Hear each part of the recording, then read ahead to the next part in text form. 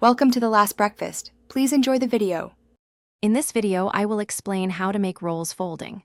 First, ensure your dough is properly proofed and rested, as this is crucial for a good texture. We'll start with simple techniques, then move to more intricate folds. Pay close attention to the dough's elasticity and how it responds to your touch. This guide will help you achieve bakery-quality rolls right in your own kitchen, making every bite a delight. Let's dive into some fundamental folding methods. The simplest is the tuck and roll, where you gently pull the edges of your dough piece towards the center, then flip it over and cup it with your hand, rotating to create a smooth, taut surface. This technique helps build tension, which is essential for a good rise.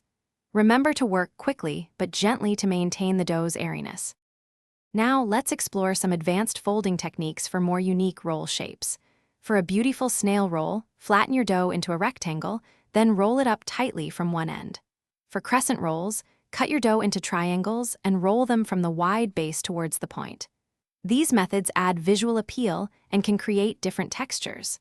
Practice makes perfect, so don't be afraid to experiment with various styles.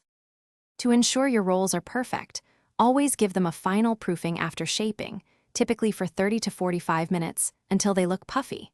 Bake them in a preheated oven at 375 degrees Fahrenheit until they are beautifully golden brown.